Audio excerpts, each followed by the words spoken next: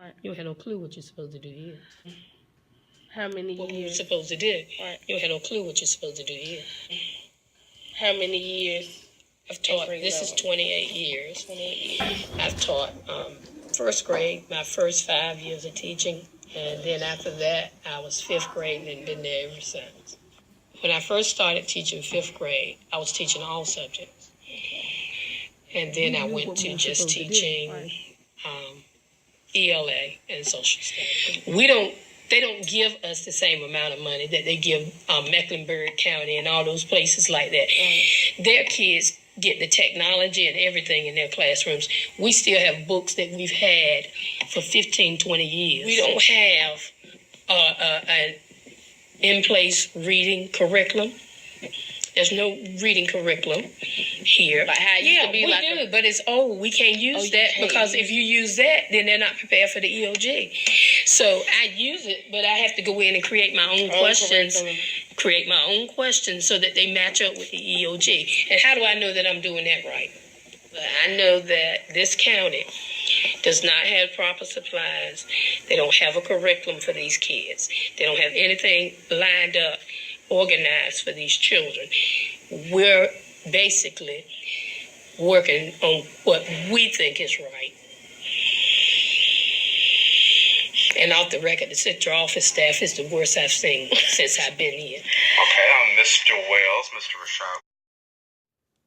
The data shows that when you're dealing with rural counties or urban counties, the student performance rate is low for African Americans. Take a look at these school report cards as we prepare for our second interview with Mr. Rashad Wells, school counselor at Parkview Elementary in the Guilford County School System. Mr. Wells, Mr. Rashad Wells. I work here at Parkview. It's going on my second year as a school counselor. Graduated from North Carolina A&T State University in 2009 and graduated from Liberty University in 2013. Why don't you, it would be helpful for us to learn a little bit of background about the schools. So can you tell me a little bit about the demographics of your school? Okay. Demographics, we are a majority minority school where we reach towards, I guess, heavy African American population and minority Hispanic population. We're a Title I school, also a Priority 1 school. That means that we get a lot of funding. Where our teachers get overdoses of training, professional developments, ways to gear towards our students to help them out, enriching our population and community. What are the most challenging parts of your job? Challenging part is the behavior of our students and working with the demographic. And can you expound on that a little bit? To stay professional, it's just, it comes challenging when you have students that are quote-unquote ADHD, behavioral mal-issued behaviors, and just do not know, understand, or get the training at home to translate to or in the classroom. And it's just, kids that don't sit down, kids that don't respect the classes, the teacher, or the peers, students that just have major social skill problems that they have not grasped at their home settings. And do you think that their home setting has a big impact on their learning outcomes or even their social outcomes in school? I think it has a huge outcome with everyone's life, with their social and their academic developments. Can you give any, without saying names, any specific examples, any specific examples of, how a kid's or a child's childhood or their home background directly interferes with their social skills here, their learning outcomes? So if a kid is not immersed into an environment at home that has them learn, has them have the skills that but trains them to be, communicators, knowing how to respect an adults, authority figures, getting the proper training at home of knowing how to just simply follow simple instructions. So it's a fundamental, basic learning that we don't have. Is there something like a common bond in your school that you see that they're lacking from their homes? Or is there a common theme that a lot of the kids come here with lacking?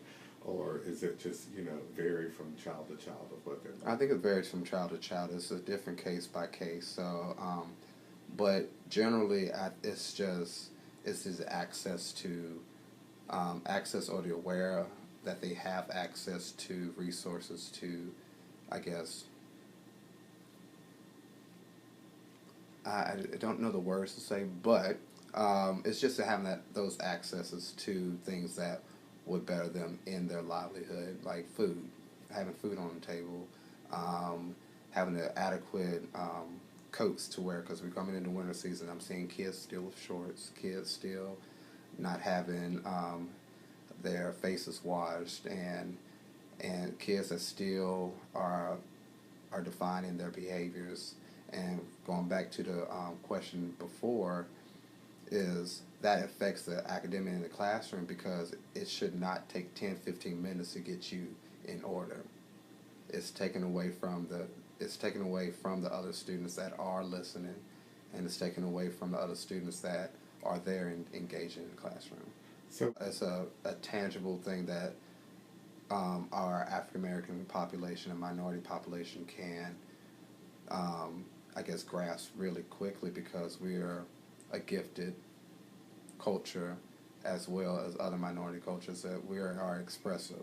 So if we can utilize their already God-given expression or talent to be expressive, and have that translate into their academics and how they communicate and be sociable with others, they just go hand in hand. It helped me as a student, and I know it will help others. thank you, Mr. Wells, for your time. Mm-hmm. And that is a possible solution. I don't know why. So after listening to Mr. Wells and the lessons from our past and our ancestors who've given us the formula how to be successful, which is by creating the arts and expressive that we naturally are, as Mr. Wells said, and to be able to take responsibility for our community. We have a plethora of options, and we've abdicated this responsibility of making sure that our kids are ready to learn, making sure that we have the opportunities of economic development and economic power. We've yielded it outside of our community. And I think that we have plenty of examples and plenty of history that lets us know that we don't have to abdicate powers to people that do not look like us, that we have the space and we have the opportunity to be able to make a sustainable system for ourselves. And I urge us as a community to look at for the solutions for tomorrow. Thank you.